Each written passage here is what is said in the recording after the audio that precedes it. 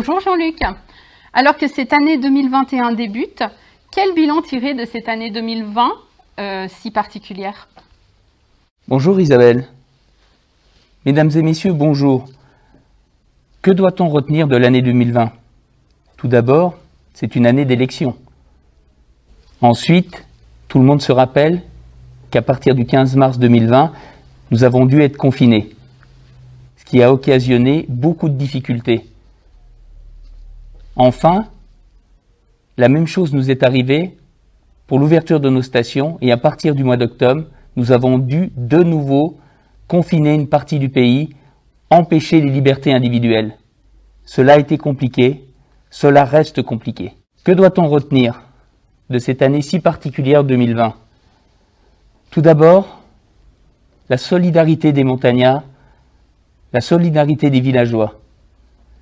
Nous avons réussi tous ensemble à s'organiser, à réagir contre cette pandémie.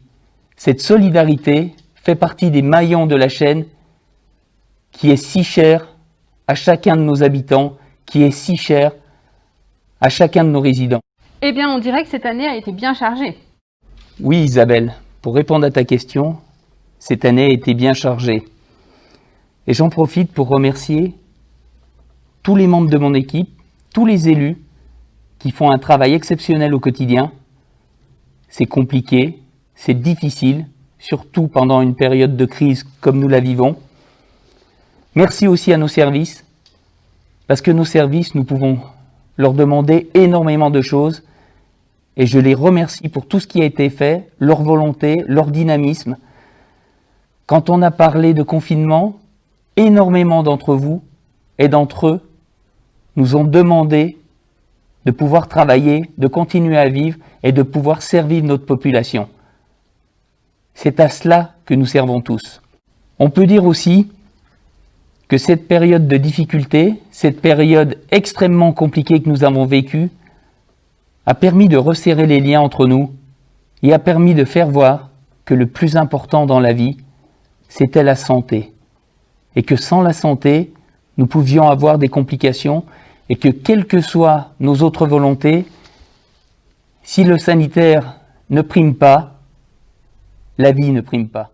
Les élus que j'ai la chance de représenter aujourd'hui et qui m'accompagnent tout au long de mes missions ont souhaité, dès le printemps, avant tout le monde, d'abord de protéger notre population en commandant et en distribuant des masques.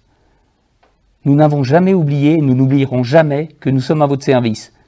C'est cela notre devoir et nos obligations de résultat.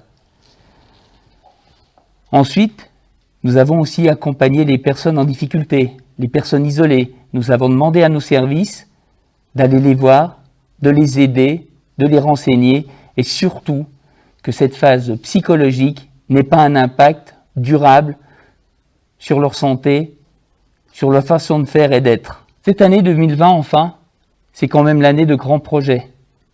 Réalisation en altitude d'un stade de foot et de rugby qui va permettre à notre collectivité d'accueillir des équipes nationales et internationales pour redévelopper très fortement la partie estivale de nos stations, la fréquentation et une grande partie, comme vous le savez toutes et tous, de notre économie. Nous avons aussi pour cela, dès cet hiver, réouvert la patinoire des Coches. Elle a connu un énorme succès. Merci aux élus, merci aux services pour cela. Ce n'était pas partie gagnée, il a fallu travailler. Quand on est bien entouré, on peut tout réaliser. Après tous ces remerciements, si tu nous parlais des perspectives 2021. Concernant les projets 2021, Isabelle, je vais laisser les élus ici présents vous présenter tous les dossiers qui vont être travaillés.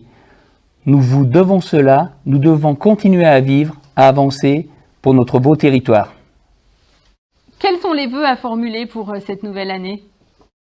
Je formule le vœu que nous sortions le plus rapidement possible de cette crise sanitaire sans précédent.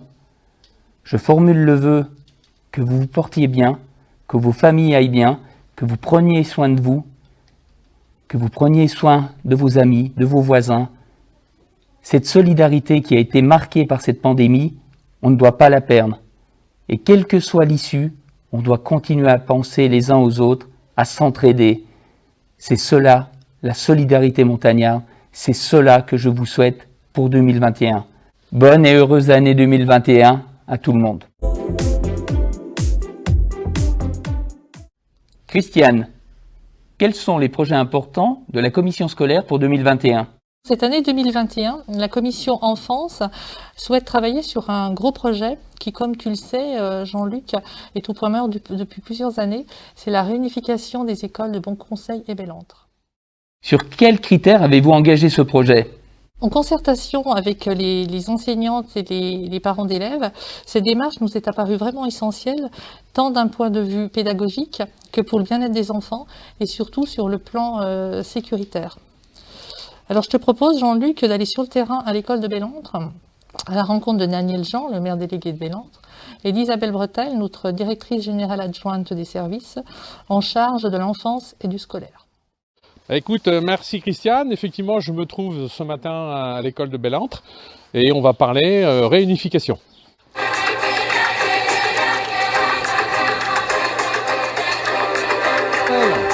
Voilà. Non, c'est pas de cette réunification qu'il s'agit. Ah non, on parle de réunification des écoles de Bon Conseil et de Bellentre. Ah, pardon. Ah bah non, c'est pas grave. Daniel Jean, qu'est-ce qui a motivé cette réunification ? C'est un projet qui date de quelques années en arrière. Il y avait des expressions qui s'étaient faites autour de réunir l'école de Bon Conseil et l'école de Bellentre. Et là, on a engagé le processus de réflexion, d'une part avec les enseignants et les parents d'élèves. Alors, il y a trois aspects qu'on peut évoquer. L'aspect pédagogique, où les enseignants, au lieu de se retrouver seuls dans leur classe actuellement, vont se retrouver réunis sur un même lieu et ça va faciliter leur vie et puis les échanges et la coopération. Il y a un deuxième aspect, c'est l'aspect sécuritaire. Parce que sur la dimension sécuritaire, aujourd'hui, on transporte les enfants de Bon Conseil pour venir déjeuner à la cantine de Bellentre et on les ramène en car. Bien entendu, c'est un moment qui peut être difficile et risqué. Et puis le troisième aspect, Isabelle, ça concerne les parents qui, pour certains, ont des enfants, un enfant à Bon Conseil, un enfant à Bellentre, et qui aujourd'hui sont obligés de jongler entre les horaires, puisqu'ils récupèrent les enfants aux mêmes horaires. Demain, les enfants étant au même lieu, ça facilitera la récupération des enfants. Voilà.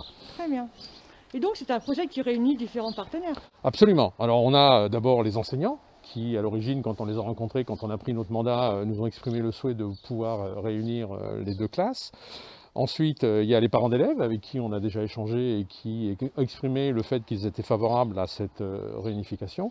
Et maintenant, on est en train de travailler avec l'éducation nationale, de manière à pouvoir avec eux valider le projet et puis bien entendu faire en sorte que cette réunification se passe dans les meilleures conditions possibles et les conditions d'accueil soient conformes à ce qui est attendu. Et puis bien entendu, la municipalité, la mairie de la Plagne-Tarentaise qui va financer les travaux de réunification et mettre en place cette classe supplémentaire sur l'école de Bellentre. Isabelle, même s'il ne s'agissait pas de réunification de Koh-Lanta, on est bien dans une réunification d'équipes. Deux équipes pédagogiques qui vont se retrouver à Bellentre. Effectivement. À vous les studios. Nous poursuivons avec Evelyne qui va nous parler de la minute culturelle. Oui, merci Isabelle. Alors moi, je vais vous parler de la bibliothèque de la Plagne. Elle a déménagé, elle était auparavant à la salle Omnisport et elle est installée maintenant dans les locaux tout neufs qu'a restauré le SIGP de l'autre côté de la place Mont-Saint-Sauveur, à côté de l'Office du tourisme, de la Maison des saisonniers, du coiffeur et de l'agence postale. Les locaux sont flambant neufs et les bibliothécaires ont tout prévu pour vous y recevoir rapidement. Et nous allons donc rejoindre l'équipe de la bibliothèque sur place. Oui, bonjour Evelyne. Effectivement, je me trouve à la nouvelle bibliothèque de Plaine Centre où je crois que j'arrive pile au moment où nos trois bibliothécaires vont nous raconter un conte. Suivez-moi.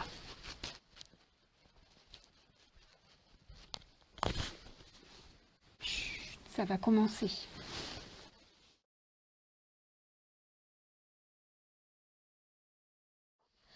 Alors, les faucheurs lui coururent après, mais ne purent l'attraper.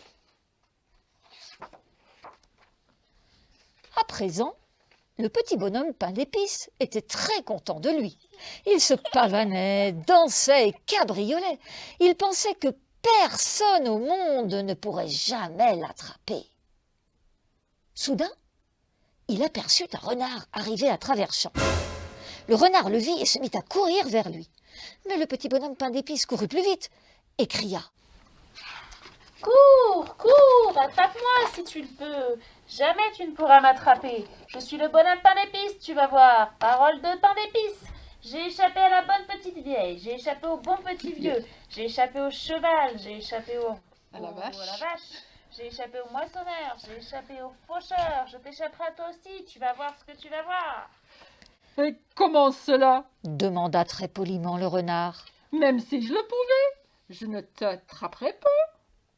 Juste à ce moment-là, le petit bonhomme pain d'épices arriva au bord d'une large rivière. Il n'osait pas sauter dans l'eau, car il risquait de tomber en miettes. Il se retourna. La vache, le cheval et tous les autres étaient toujours à sa poursuite et se rapprochaient dangereusement. Il fallait vraiment qu'il traverse la rivière, sinon il l'attraperait. Voyant cela, le renard dit. Saute sur ma queue, et je te ferai traverser. Alors le petit bonhomme pain d'épices sauta sur la queue du renard, et le renard sauta dans la rivière. Une fois dans la rivière, le renard dit.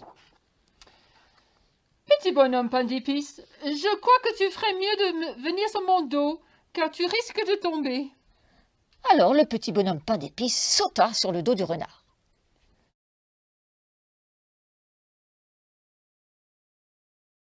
Pour continuer dans la culture, parlons des programmations de 2021.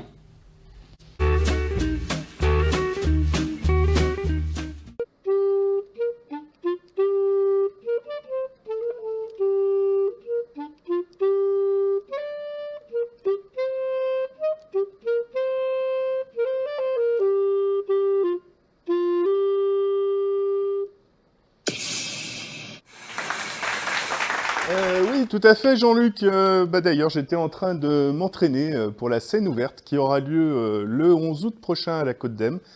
Si vous êtes musicien, que vous aimez jouer dans votre garage avec des potes en jouant du rock, du hard, du rap, du R&B, de la pop ou n'importe quoi d'autre, vous serez les bienvenus. Donc le rendez-vous le 11 août prochain à la Côte d'Em pour une scène ouverte et avec des très beaux prix en perspective. Et puis, du temps que j'y suis, Jean-Luc, je vais parler effectivement aussi de cette saison culturelle qu'on met en place sur l'été. On aura donc des concerts tous les mercredis pendant la saison d'été, de juillet et août, avec des thématiques là aussi très variées, des surprises à venir sur lesquelles on est en train de travailler aujourd'hui, et puis le plaisir de vous retrouver sur tous les sites de la commune de la Plaine Tarentaise, en vallée comme en station. Et puis en matière culturelle, cette année 2021, nous allons continuer ce qu'on a déjà un petit peu commencé en 2020, c'est-à-dire des expositions d'art contemporain principalement, mais pas forcément. Par exemple, en ce moment, nous avons ici à Mâcon, dans la salle des mariages, une exposition encore en provenance de l'Artothèque d'Annecy. C'est un partenariat qu'on a mis en place en 2020 avec l'Artothèque d'Annecy qui nous permet d'emprunter régulièrement des œuvres d'art dans cette ville et de les avoir pendant 2 mois dans nos salles. Alors pour l'instant, on les a principalement mises à Mâcon, mais on essaiera dans l'avenir de faire tourner là aussi sur les différents sites de la commune de la Plaine Tarentaise pour que tout le monde puisse avoir accès à la culture. La culture, c'est un bien de proximité et encore une fois, c'est indispensable pour nous et en plus, ça égaye nos cérémonies de mariage. Nos villages ont une histoire, un patrimoine important. Peux-tu nous évoquer la Maison du Patrimoine ? Alors, la Maison du Patrimoine est un lieu particulier dans l'espace Pierramenta à l'entrée de la station de Plaine-Centre. On a voulu ce lieu comme un lieu de culture et pour nous, l'inspiration a été toute trouvée puisque l'histoire de la Plagne a fait qu'on a pu développer ce lieu en partant de la mine, en déroulant tout ce qui s'est passé jusqu'au tourisme hivernal et à la création de la station. Et cette année 2020 a vu la dernière scénographie se mettre en place et vous allez pouvoir découvrir une surprise. Donc je vous invite tous à aller visiter la Maison du Patrimoine. En attendant, je pense que Jérémy, qui est notre technicien mairie, va pouvoir vous guider.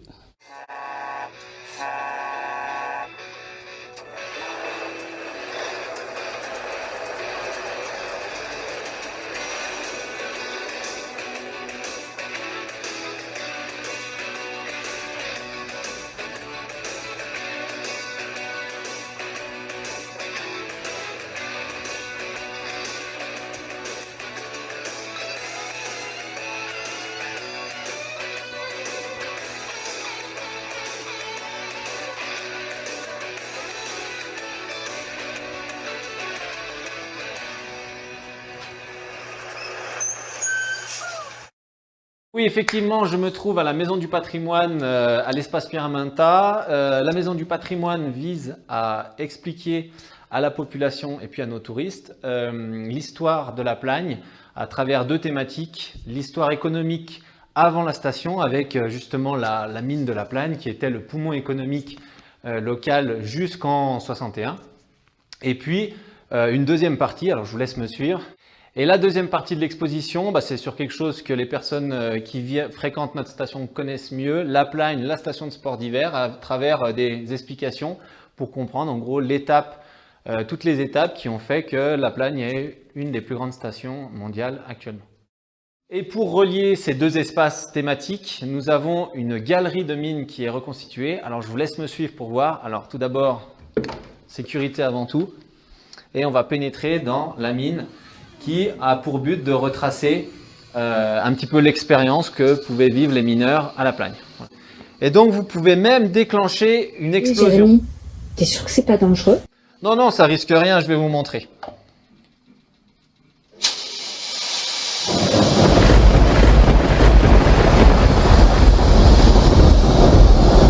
Evelyne, je vais rendre l'antenne parce que là... Sur notre territoire, la nature est omniprésente et c'est ainsi que nous retrouvons Bernard à Valzon qui va nous parler des parcours d'orientation.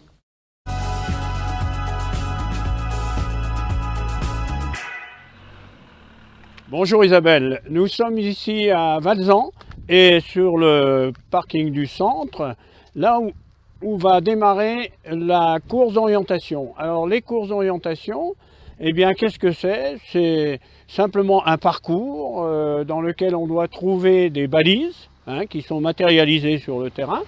Là c'est des petites balises en aluminium brossé, c'est très joli. Alors des courses d'orientation, où est-ce qu'on trouve les documents pour y participer? Eh bien, vous voyez, vous avez un document de ce genre-là. Ces documents sont trouvables. Alors ici à Valzon, on a fait un présentoir de dépliant dans lequel vous pouvez le trouver. Sur la Côte d'Em, vous avez le SI, le syndicat d'initiative, qui est ouvert pratiquement tous les jours de la semaine.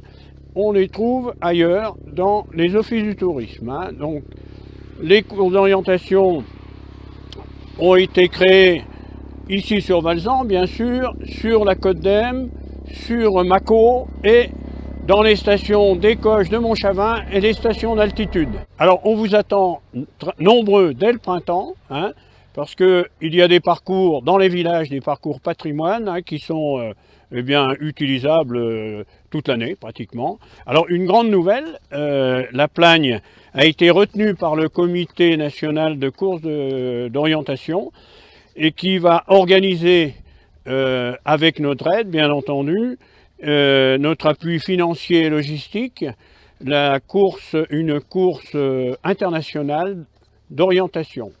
Elle va se dérouler le 30-31 juillet et 1er août. Et il y aura une course sur Mâcon, une course sur Montchavin et une course sur la Plagne. Voilà, donc à suivre avec intérêt. Et voilà, les dernières informations sur les courses d'orientation. Je vous repasse le micro, à vous les studios, et à bientôt.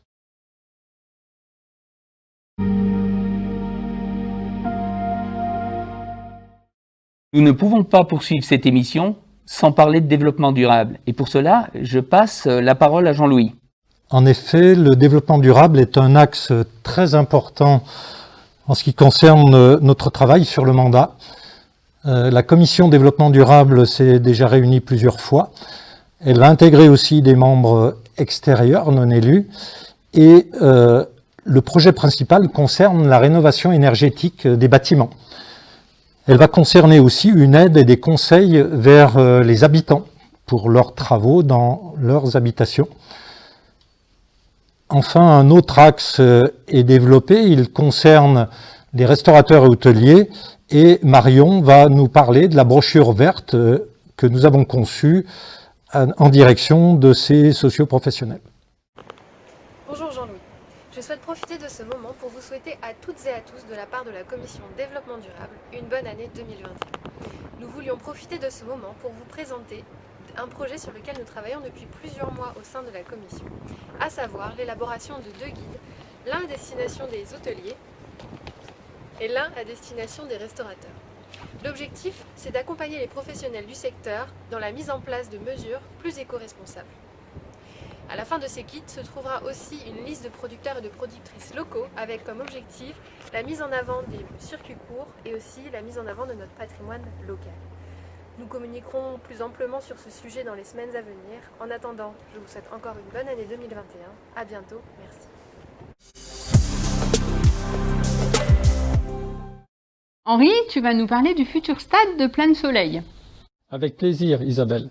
La commune a souhaité créer un terrain en gazon végétal, tout en tenant compte des exigences de l'entretien de ce tapis végétal, de la sécurité des joueurs, de la réduction de l'irrigation et de l'usage des produits phytosanitaires. Il sera modulable pour les activités de football et de rugby. Ce stade aux dimensions officielles des fédérations pourra accueillir des équipes de haut niveau pour leur stage d'oxygénation, ainsi que des équipes locales. Maintenant, retrouvons Romain sur le terrain pour nous présenter ce stade.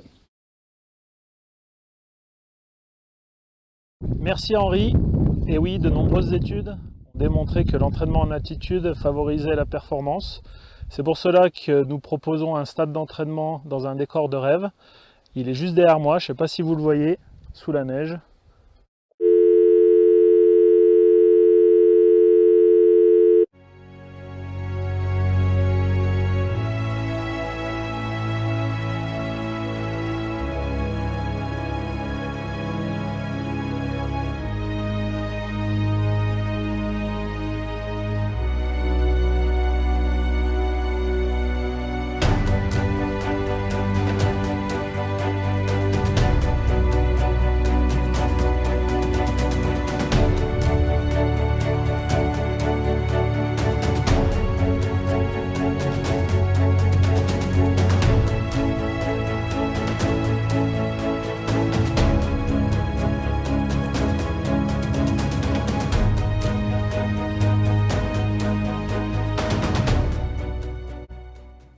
Je sais que tout le monde attend ce moment avec une grande impatience. Eh bien, c'est l'heure de notre bulletin météo, présenté par Simone de Pleuvoir.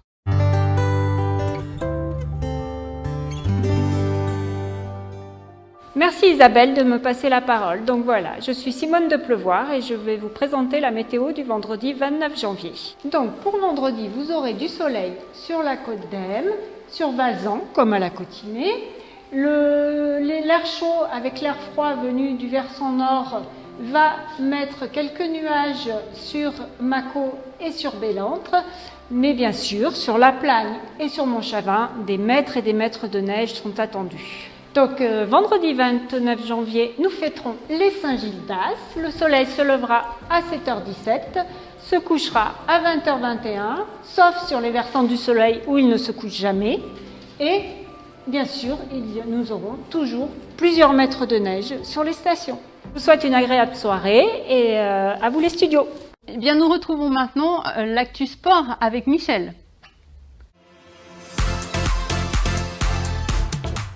Je vais vous parler d'un événement qui va avoir lieu en 2021 sur La Plagne, le Super 8 qui se déroulera du 8 au 11 juillet. Il s'agit d'un événement de vélo tout-terrain et de vélo tout-terrain à assistance électrique, ce qui permettra de découvrir les sentiers de notre station. Il y aura 2 épreuves, le Grand 8 pour les experts et les élites, et le double 8 pour les amateurs.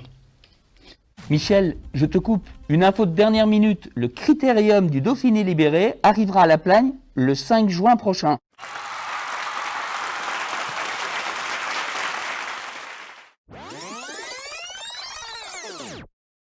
Vous pouvez trouver toutes les indications sur le site www.super-8.com et sur le teaser de l'Office du tourisme de la Grande Plagne.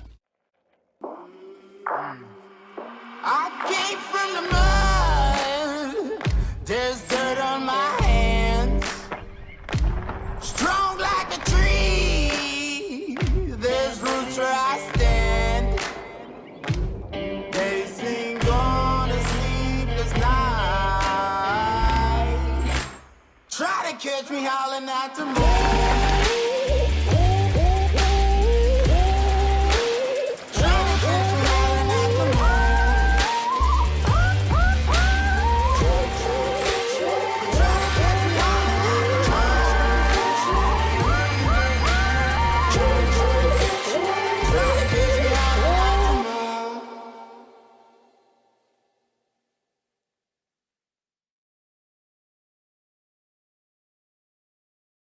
Pour finir, nous allons rejoindre Ben Valentin qui a une surprise pour nous tous. Salut Jean-Luc, salut tout le monde. Écoutez, tout d'abord je voudrais présenter mes meilleurs vœux à tous les habitants de notre belle vallée. Que 2021 nous apporte plus de surprises positives que 2020. Et ensuite, voilà notre petite surprise de début 2021. Les champions Mendy de La Plagne qui vous adressent leurs vœux à leur tour. Bonne année 2021 à toute La Plagne. Salut à tous, écoutez, je vous souhaite une magnifique année 2021. Je vous souhaite à tous une très bonne année. En cette période difficile, je vous souhaite une très bonne année 2021. À toutes et à tous, je vous souhaite tous mes vœux pour la nouvelle année. Je pense très très fort à vous, on lâche rien, tout de bon pour 2021. À très bientôt, ciao ciao. Bonne année. Je vous souhaite une bonne année. Nous vous souhaitons une bonne année 2021. Que cette année soit remplie de bonheur pour vous et pour vos proches. Salut à tous, je voulais vous souhaiter une excellente année 2021. Je pense très fort à vous et plein de courage pour cette saison. Hello La Plagne, bonne année, bonne santé, meilleurs vœux pour 2021. Bonne année.